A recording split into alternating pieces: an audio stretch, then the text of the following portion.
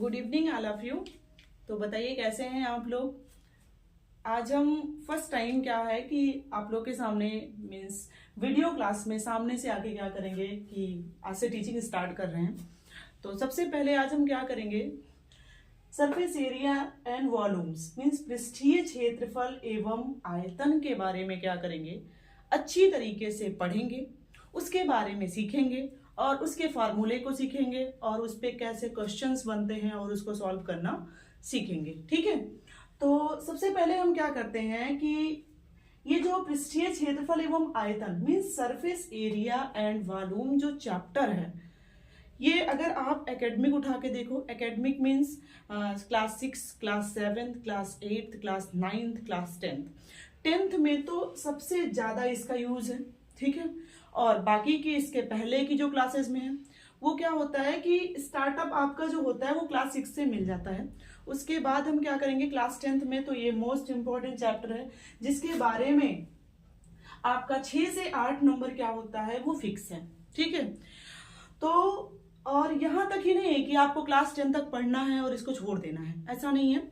इसके बाद आप कोई भी कंपटीशन एग्जाम देते हैं, ठीक है, तो उसमें इस चैप्टर का एक बहुत बड़ा रोल होता है जिससे आपके क्वेश्चंस बनते ही बनते हैं। ठीक है, तो आपका ज्यादा समय बर्बाद ना करते हुए हम आते हैं, सबसे पहले वो होता है रेक्टेंगल।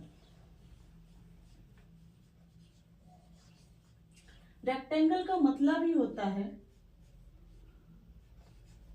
आयत। क्या होता है? आयत।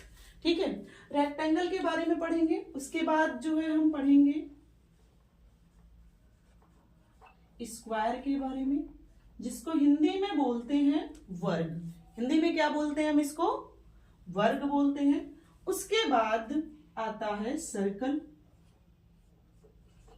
सर्कल को कहते हैं वृत्त। ठीक है, सबसे पहले हम इसके बारे में जानेंगे, उसके बाद हम जो इससे बने हुए फॉर्मूले हैं उस पे आएंगे, जो मेनली जिसका यूज है पृष्ठीय क्षेत्रफल एवं आयतन नामक चैप्टर में। ठीक है, तो ये जो आपको दिख रहा है ये बेसिकली होता है 2D।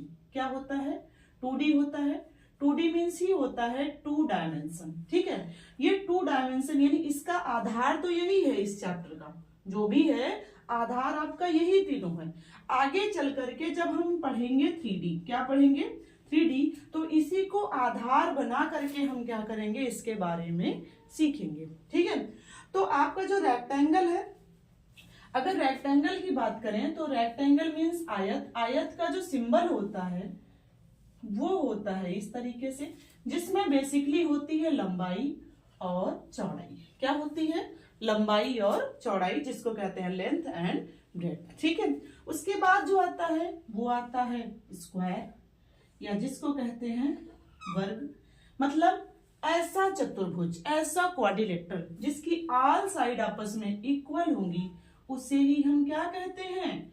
उसे हम कहते हैं स्क्वायर। स्क्वायर मीन्स वर्ग कहते हैं। ठीक है, उसके बाद जो होता है वो आता है सर्कल। उसके बाद क्या आता है?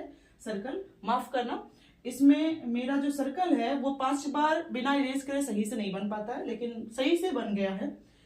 अब सर्कल का जो सेंटर है उसको हम बना लेंगे O। ठीक है, तो हम क्या करेंगे, सबसे पहले आयत के बारे में पढ़ेंगे, फिर पढ़ेंगे वर्ग के बारे में, फिर पढ़ेंगे हम वृत्त के बारे में। ठीक है, तो रेक्टेंगल का अगर देखा जाए मीन्स आयत का जो पेरीमीटर होता है, परिमाप होता है, वो होता है जिसको हिंदी में बोलते हैं पेरीमीटर, जो होता है वो होता है 2 इंटू एल प्लस बी। क्या होता है? 2 इंटू एल प्लस बी, या पेरीमीटर की हिंदी जो होती है वो है परिमाप। पेरीमीटर की हिंदी क्या होती है? परिमाप होती है। ठीक है, उसके बाद जो है, अब रेक्टेंगल की ही बात कर रहे हैं तो इसका आ जाता है एरिया। एरिया की बात करें तो होता है लंबाई गुणे चौड़ाई, L इंटू बी, और एरिया की जो हिंदी होती है उसको कहते हैं क्षेत्रफल। क्या कहते हैं हम? क्षेत्रफल कहते हैं। ठीक है, तो हम क्या कहिए, रेक्टेंगल के बारे में जो मोस्टली दो चीजें बन रही है उसके बारे में हम यहाँ पे पढ़ेंगे। उसके बाद आते हैं स्क्वायर पे। स्क्वायर मीन्स ऐसा क्वाड्रिलेटरल जिसकी ऑल साइड इक्वल हो, और रेक्टेंगल में ऐसा क्वाड्रिलेटरल जिसकी दो अपोजिट साइड इक्वल होती हैं। ठीक है, जैसे यहाँ पे अगर ये L है तो यहाँ पे भी ये क्या है L, और यहाँ पे अगर B है तो यहाँ पे भी क्या हो जाएगा, B हो जाएगा। ठीक है, और स्क्वायर में क्या है, स्क्वायर की बात करें तो स्क्वायर का अगर देखा जाए तो स्क्वायर का जो पेरीमीटर होता है वो 2 इंटू एल प्लस बी से ही बना हुआ है, क्योंकि लेंथ भी इसकी ए है और ब्रेड्थ भी इसकी ए है, मतलब इसकी लंबाई भी जो है, जो लंबाई है वही क्या है इसकी, उसकी चौड़ाई भी वही बन रही है। तो अगर 2 इंटू एल प्लस बी अगर बात करें, अगर आपको रेक्टेंगल याद है, रेक्टेंगल के बारे में पता चल चुका है, उसको आपने अपने माइंड में एकदम सेट कर लिया है, तो स्क्वायर का भी कोई बड़ी बात नहीं है। अब यहाँ पे क्या है, 2 इंटू अगर एल प्लस बी लगाएंगे तो हो जाएगा 2 इंटू ए प्लस ए, क्योंकि लंबाई और चौड़ाई दोनों क्या है, वो इक्वल है। ठीक है, तो ए प्लस ए मतलब 2a बना हुआ है, 2 2 जा 4a। अगर हम डायरेक्टली बात करें तो पेरीमीटर यानी परिमाप जो होता है स्क्वायर का यानी वर्ग का, वो होता है 4 इंटू साइड। वो क्या होता है, 4 इंटू साइड। आपको बस यही इतना लर्न करना है। यहाँ पे मैंने क्या बताया है, तरीका बताया है कि ये जो बना हुआ है एक ही फार्मूले से बना हुआ है। ठीक है, अगर इसके एरिया की बात करें तो जो एरिया होता है साइड इंटू साइड, जिसको यहाँ पे a इंटू ए कह देंगे तो बाद में ये क्या हो जाएगा, ए स्क्वायर। एरिया की हिंदी आपको पता है क्या होता है, क्षेत्रफल होता है। ठीक है, अब उसके बाद हम आते हैं वृत्त पे, मीन्स सर्कल पे आते हैं। तो सर्कल के बारे में क्या है, सबसे पहले सर्कल का यहाँ पे पेरीमीटर होता है, लेकिन आप सर्कल के लिए आप पेरीमीटर वर्ड का यूज नहीं करेंगे।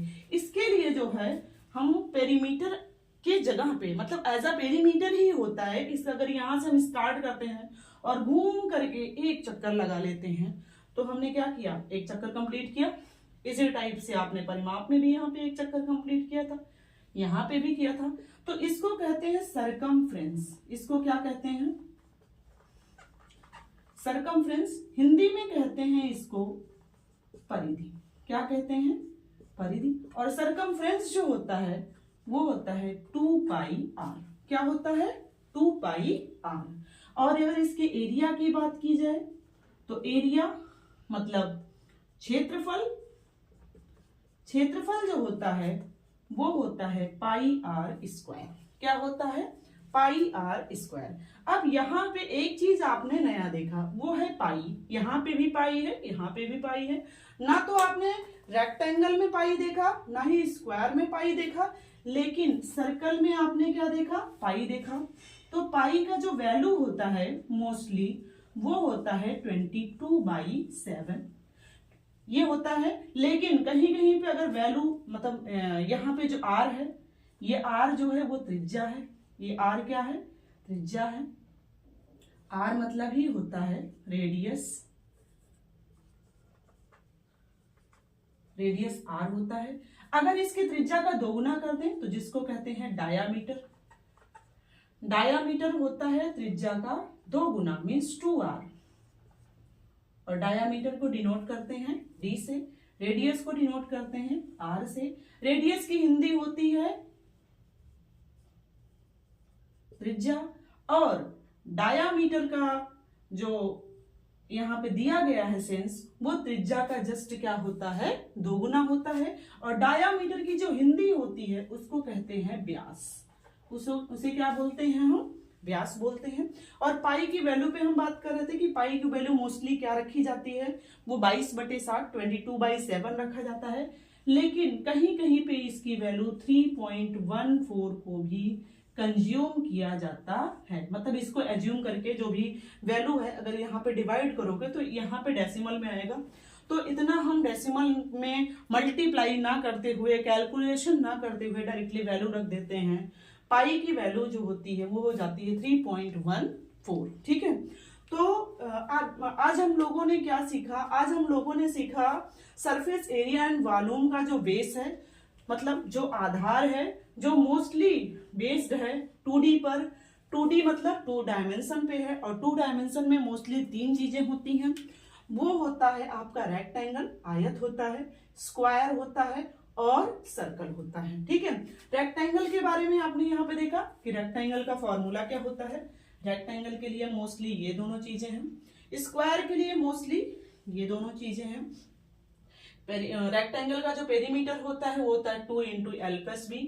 एरिया जो होता है एल इंटू बी होता है। पेरीमीटर जो होता है इतना होता है, और एरिया जो होता है वो इतना होता है। ठीक है, उसके बाद हम आएंगे सर्कल पर। तो सर्कल के बारे में भी हमने यहाँ पे क्या सीखा। सर्कल का मोस्टली जो होता है, इसको, ये जो बीच में पॉइंट है इसको कहते हैं सेंटर। सेंटर मीन्स हिंदी में बोलते हैं इसको केंद्र। सेंटर से इसकी एक तरफ की जो डिस्टेंस है, घेरे तक की दूरी को, इसको कहते हैं रेडियस। रेडियस की हिंदी होती है त्रिज्या। यहाँ पे हमने अच्छी तरीके से इसको राइट किया है। ठीक है, और रेडियस आर होता है। डायामीटर मीन्स व्यास जो होता है वो त्रिज्या का जस्ट 2 गुना होता है।